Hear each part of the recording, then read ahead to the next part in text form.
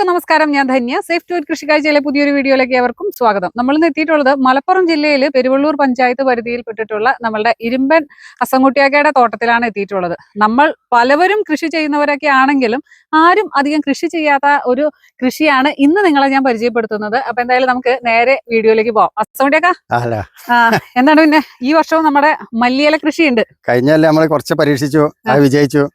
അപ്പോൾ വ്യാപകമായിട്ട് ഒന്നുണ്ടാക്കി വെക്കാന്ന് വിചാരിച്ചാണ്ട് കുറച്ച് വ്യാപകമായിട്ട് 5 സെന്റ് തന്നെ നമ്മൾ ഈ പ്രാവശ്യം കൃഷി ചെയ്തതാണ്. എങ്ങനെയുണ്ട്? നല്ല വിളവായിട്ടാണ് നമുക്ക് മനസ്സിലാകുന്നത്. നമുക്കിത് വാണിജ്യാടിസ്ഥാനത്തിൽ കൃഷി ചെയ്യാൻ പറ്റുന്ന ഒരു വിളയാണോ? സീസണിലൊക്കെ 100 രൂപ ഒക്കെ വില വരുന്ന സമയം ഉണ്ടാവില്ല. അപ്പൊ ജൂലൈയിലാണ് ഇതിന് വല്ലാതെ വില കൂടുതല്. പച്ചമുളകിന്റെ 100 രൂപ വരുന്ന സമയത്ത് 100, 120 വരെ നമുക്ക് ജൂലൈയിൽ ഇതിന് വില വരുന്നുണ്ട്. ആ ജൂലൈ കണക്കാക്കിയാണ്ടൊക്കെ കൃഷി ചെയ്താൽ വൻ വിജയമാവുന്നതാണ് നമുക്ക് മനസ്സിലാകുന്നത്. ഇതിപ്പോ പാടത്തെ സീസൺ ഇങ്ങനെ പറ്റുള്ളൂ. ജൂലൈയിൽ പാടത്ത് പറ്റില്ല, അന്ന് പറമ്പിൽ തയ്യാറാക്കേണ്ടി വരും. പക്ഷെ നല്ല വിളവാണ് നമുക്ക് കാണുന്നത്. വെയിലൊന്നും ഇതിന് പ്രശ്നമില്ല കേട്ടോ. നമ്മൾ കഴിഞ്ഞ പ്രാവശ്യം വെയിൽ പ്രശ്നമാണെന്ന് കേട്ടുകാണ്ട് ഇതിന്റെ ഇടയിൽ കക്കരിക്ക് അതിന്റെ മുകളിലേക്ക് നമ്മൾ പന്തലിട്ടാണ് കയറ്റി. ആ കാലാണ് ഈ കാണുന്നത്. പക്ഷെ ഈ പ്രാവശ്യം അതേ സ്ഥലം തന്നെ ഉപയോഗിച്ചു. നല്ല വിളവായിട്ടാണ് നമുക്ക് മനസ്സിലാകുന്നത്. സാധാരണ നമ്മളുടെ കേരളത്തിലൊക്കെ എനിക്ക് തോന്നുന്നു ഒരു 95% മല്ലിയില എന്ന് പറയുന്നത് വരവാണ്.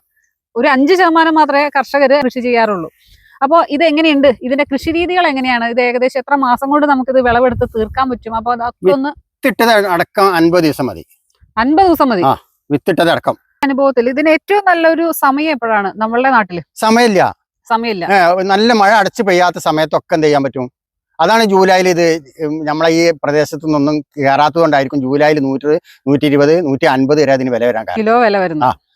മഴക്കാലം അടിച്ച് മഴ പെയ്യണ സമയത്തിന് പറ്റില്ല എന്ന് എനിക്ക് മനസ്സിലാകുന്നത്. ഇനി നമുക്ക് ഉണ്ടാക്കി നോക്കാം.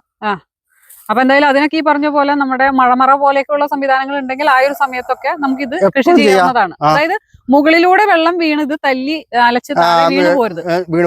ഇതിങ്ങനെ നിൽക്കണം. അടിയിൽ കൂടെ നമ്മൾ അവിടുന്ന് ആ തലക്കല് പൈപ്പിന് വന്ന് ചാടിയാല് അത് ഈ അറ്റം വരെ ഇതിന്റെ അടിയിൽ കൂടെ അങ്ങോട്ട് വെള്ളം വരികയാണ്. മേലെ കൂടെ സ്പ്രേ ചെയ്ത് കൊടുക്കല്ല.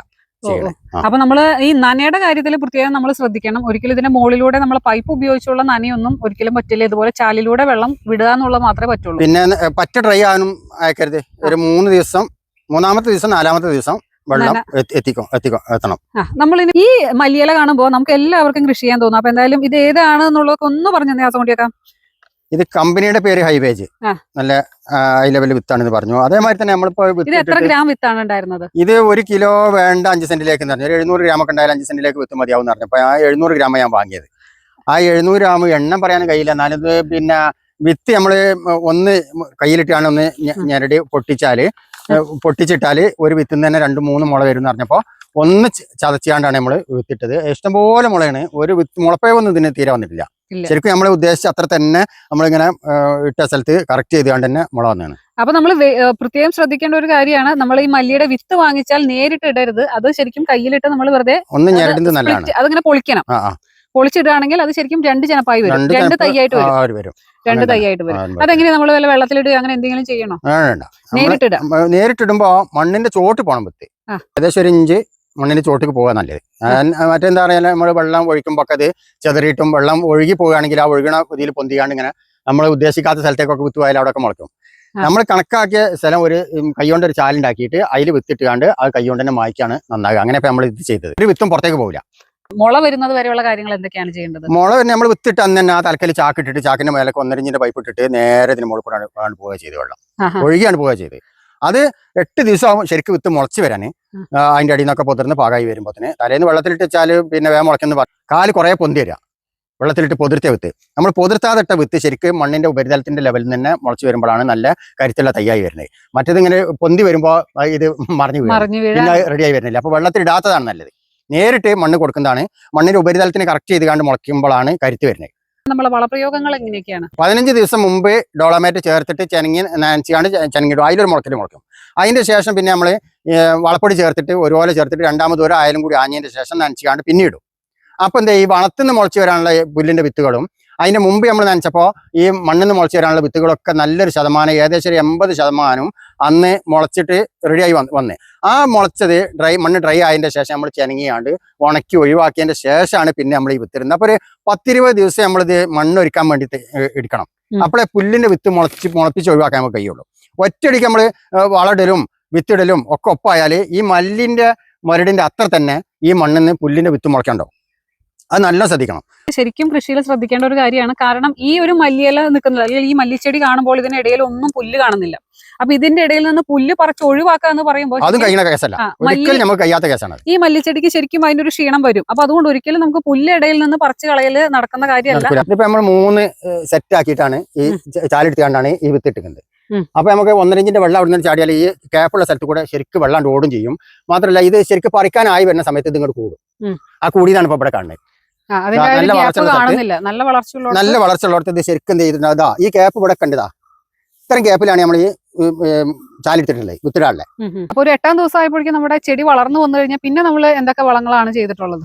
പിന്നെ നമ്മള് 16 ഇപ്പൊ ഇതിന് നമ്മൾ ഉപയോഗിച്ചത്. ആ വളത്തിനാണ് ഇപ്പൊ അഴുകലും മറ്റ് അസുഖങ്ങളൊന്നും വരാതെ നല്ല ചെറുതായിട്ടൊന്നും ഉപയോഗിക്കാൻ പറ്റുള്ളൂ കേട്ടോ. ഈ ഒരു കള്ളിയിൽ ഇപ്പൊ നമ്മള് 300 ഗ്രാം വളമാണ് ഈ ഒരു കള്ളിക്ക് ഉപയോഗിച്ചത്. ഇത്ര ഏരിയക്ക് 16. അപ്പം ആകെ 2 കിലോ വളം ഉണ്ടായാലും നമ്മൾ ഈ ഏരിയ 5 സെന്റിലേക്ക് 2 കിലോ വളം വരുള്ളൂ. അത്ര ഇടാനും പാടുള്ളൂ. അതിലേറെ ഇട്ടാൽ ഈ ചെടിക്ക് താങ്ങാൻ കഴിയില്ല. അത്രയും ചെറിയ എത്ര തവണകളായിട്ടാണ് തവണ ഇപ്പൊ കൊടുത്തിട്ടുള്ളൂ. എത്രാം ദിവസം എത്തിയപ്പോഴാണ് നമ്മൾ കൊടുത്തത്? 22 ദിവസമായത്. ആ അടി വളർത്തുമ്പോൾ 22-ാം ദിവസം വരെ ചെടി വളർന്നു. 22-ാം ദിവസം എത്തിയപ്പോ ഈ ഒരു 5 സെന്റിലേക്ക് വെറും 2 കിലോ മാത്രം 16 യൂസ് ചെയ്തിട്ടുണ്ട്. പിന്നെ ഈ മല്ലിയിലയുടെ പ്രത്യേകത എന്താ വെച്ചിട്ടുണ്ടെങ്കിൽ ഇതിൽ നമുക്ക് നമ്മളെ നാട്ടിലെ സ്വന്തം മല്ലിയിലയുടെ ഒരു ഗുണം ഇവിടെ ഉണ്ട്. ഇതിന്റെ ഇടയിൽ നമുക്ക് ഇവിടെ നിൽക്കുമ്പോൾ തന്നെ ഇതിന് നല്ലൊരു മണമാണ് നമുക്ക് ഫീൽ ചെയ്യുന്നത്. എല്ലാവരും പറയും ഇതിന് കീടനാശിനികളും അല്ലെങ്കിൽ കുമിൾനാശിനികളൊക്കെ കൂടുതൽ ഉപയോഗമാണ് എന്നൊക്കെ. പക്ഷെ ഇവിടെ ഞങ്ങൾ നേരിട്ട് കണ്ട ഒരു കാര്യമാണ്, ഇതിൽ ഒരു കീടനാശിനിയോ നമ്മൾ ഈ ടെസ്റ്റ് ചെയ്യുമ്പോഴൊക്കെ കീടനാശിനികളുടെ അളവ് കൂടുതലായിട്ട് നമ്മളെ മല്ലിയിലയിൽ കാണാറുണ്ട്. പക്ഷെ നമ്മളുടെ നാട്ടിൽ അതിന്റെ ഒരു ആവശ്യം നമുക്ക് വന്നിട്ടില്ല. ഇതൊന്നും ഒരു കീടങ്ങളോ അല്ലെങ്കിൽ രോഗങ്ങളോ ഒന്നും നമ്മുടെ ശ്രദ്ധയിൽ പെട്ടിട്ടില്ല. അത് കഴിഞ്ഞ തവണയും ഇവിടെ ഒരു പ്രശ്നങ്ങളും ഉണ്ടായിരുന്നില്ല. അപ്പൊ അതെന്താണെന്ന് അറിയില്ല. അപ്പൊ അതുകൊണ്ട് നമ്മളുടെ നാട്ടിൽ തന്നെ നമ്മളുടെ വീട്ടിൽ തന്നെ ഉള്ള സ്ഥലത്ത് നമുക്കും ഇതുപോലെ കുറച്ച് വിത്തൊക്കെ നമുക്കും നട്ട് കൃഷി ചെയ്യാം. എങ്ങനെയാണ് നമ്മളിപ്പോ വീട്ടിലൊക്കെ കൃഷി ചെയ്യുന്നവർ ശ്രദ്ധിക്കേണ്ട കാര്യങ്ങൾ എന്തൊക്കെയാണ്? വീട്ടിൽ കൃഷി ചെയ്യേണ്ട ഒരു 5 ഗ്രാം മതി. ഒരു ചാക്കിലൊക്കെ ചട്ടിയിലൊക്കെ ഉണ്ടാക്കുകയാണെങ്കിൽ 2 ഗ്രാം വിത്ത് ഇപ്പൊ ആ ചട്ടിയിലേക്ക് മതി. എന്നാൽ തന്നെ ഒരു 10 ഗ്രാം വിത്ത് കഴിഞ്ഞാൽ 4-5 ചട്ടിയിൽ ഇടാനുണ്ടാവും. നല്ല ഉഷാറായിട്ട് ഉണ്ടാവുകയും ചെയ്യും. അപ്പൊ അത് ഇങ്ങനെ ഓരോ ആഴ്ചയിലും കുറച്ച് ഓരോ ചാക്കിൽ ഇടുകയാണെങ്കിൽ നമുക്ക് ഉപയോഗിക്കാൻ കിട്ടും. എന്നും ഈ വീട്ടിലുണ്ടാക്കണവർക്ക് ഒരു 10 പ്രാവശ്യം കൈമന്ന് അതിന്റെ ഇല അരിഞ്ഞെടുത്താൽ മതി. ഇതിപ്പോ നമ്മൾ വാണിജ്യ അടിസ്ഥാനത്തിൽ ഉണ്ടാക്കുമ്പോൾ നമ്മൾ അരിഞ്ഞെടുക്കാനും വിപണിയിലേക്ക് ഇത് പറിച്ചാണ് വരുന്നത്. അങ്ങനെ എല്ലാ നാട്ടിൽ നിന്നും വരുന്നത്. മുറിച്ചാലും കുറെ ദിവസം നമുക്ക് വീട്ടിലെ ആവശ്യത്തിന് കിട്ടും. അപ്പൊ എന്തായാലും ഇതുപോലെ ഇത്രയും വലിയ 700 ഗ്രാമിന്റെ പാക്കറ്റ് ഒന്നും വാങ്ങണ്ട. അതല്ലാത്ത ചെറിയ പാക്കറ്റുകളും മാർക്കറ്റിൽ ഇപ്പൊ ലഭ്യമാണ്. അപ്പൊ അതുപോലെ ചെറിയ പാക്കറ്റുകൾ വാങ്ങുക. ഒരു 5-6 ഗ്രോ ബാഗ് നമ്മളെ വീട്ടിൽ റെഡിയാക്കി വെക്കുക. എല്ലാ ആഴ്ചയും കുറച്ചിശെ ഈ മല്ലി വിത്തുകൾ ഇട്ട് കൊടുത്തുകൊണ്ട് ഇതുപോലെയൊക്കെ ചെയ്യുകയാണെങ്കിൽ നമ്മൾക്ക് ഈ വരവ് മല്ലിയല പൂർണ്ണമായി നമുക്ക് ഉപേക്ഷിക്കാം. നമ്മളുടെ സ്വന്തം വീട്ടിലെ ഇതുപോലെ ഒരു കീടനാശിനിയോ കുമിൾനാശിനിയോ ഒന്നും ഉപയോഗിക്കാത്ത നല്ല ആരോഗ്യപ്രദമായ മല്ലിയല നമുക്ക് കൃഷി ചെയ്യാം. ഈ മണ്ണൊരിക്കലും ഈ വളം ചെയ്യലും വെള്ളത്തിന്റെ കാര്യമൊക്കെ ഒന്ന് ശ്രദ്ധിക്കുകയാണെന്നുണ്ടെങ്കിൽ വാണിജ്യ അടിസ്ഥാനത്തിൽ തന്നെ നല്ല കൃഷി ചെയ്യാൻ പറ്റിയ ഒരു ഇതാണിത് ഈ മല്ലിച്ചപ്പിന്റെ കൃഷി. ഏകദേശം ഒരു 65 റുപ്യ 70 റുപ്യ ഏത് സീസണിൽ നമുക്ക് വില കിട്ടും. നല്ല ഡിമാൻഡുള്ള സമയത്താണെങ്കിൽ 100-110 വരെ വില വരലുണ്ട്. അത് എന്നും ഉണ്ടാക്കിക്കൊണ്ട് നമ്മൾ ഇന്ന വിലയിലും പെടും, വില കുറഞ്ഞതിലും പെടും. എല്ലാ 50 ദിവസത്തെ ക്യാപ്പല്ലുള്ളത്. അപ്പോൾ ഒരു 20 ദിവസം ക്യാപ്പിട്ടാണ് ഇങ്ങനെ വിത്തിട്ട് കൊണ്ടിരിക്കുകയാണെങ്കിൽ കുറച്ച് സ്ഥലം ഒരു 10 സെന്റോ 15 സെന്റോ ചെയ്യുകയാണെങ്കിൽ തന്നെ എന്നും മല്ലിച്ചപ്പ് കൊടുക്കാൻ നമ്മുടെ അടുത്തുണ്ടാവും. അപ്പൊ വാണിജ്യാടിസ്ഥാനത്തിലെ കൃഷി എന്ന് പറഞ്ഞു കഴിഞ്ഞാൽ അതിൽ 5 രൂപ 10 രൂപ മാറ്റമൊന്നും നമുക്ക് പ്രശ്നമല്ല. കാരണം ഇത് ബൾക്കായിട്ട് തന്നെ സാധനം പോകണം. നമുക്ക് പെട്ടെന്ന് ഈ സ്ഥലം കാലിയാവണം, അടുത്ത കൃഷി ഇറക്കണം. അതെ, ഇതിപ്പോ രണ്ടാമത്തെ കൃഷിക്ക് നമുക്ക് ചെറിയൊരു മുടക്ക് വരുള്ളൂ. ആദ്യ കർഷകർക്ക് കുറഞ്ഞ സ്ഥലത്ത് നിന്ന് കൂടുതൽ വരുമാനം നേടാവുന്ന ഒരു വിള കൂടിയാണ്. ഒരു അടിയിൽ നിന്ന് നമുക്ക് ഏകദേശം എത്ര കിലോ നമുക്ക് ഇപ്പൊ കിട്ടും? ഒരടിയിൽ 1 കിലോ കിട്ടും. വെറും 5 സെന്റിൽ നിന്ന് എത്ര കിലോ പറിക്കാൻ പറ്റും? 5 സെന്റിന് 500 കിലോ നമുക്ക് 5 സെന്റിൽ ഇവിടെ വിളവ് റെഡി ആയത് ഇവിടെ നിൽക്കുന്നുണ്ട്. കിട്ടും. ചന്ദ്രേട്ടാ 500 കിലോ നമ്മൾ പ്രതീക്ഷിക്കുന്നു. പറഞ്ഞത് ഉള്ളതാണോ? ഇവിടുത്തെ കൃഷി കണ്ടിട്ട് 90% കിട്ടാൻ സാധ്യതയുണ്ട്. ഒരാളാണ് സാക്ഷ്യപ്പെടുത്തിയിട്ടുള്ളത്. ഒരടിയിൽ 1 കിലോ അല്ല പുടുത്താണ്.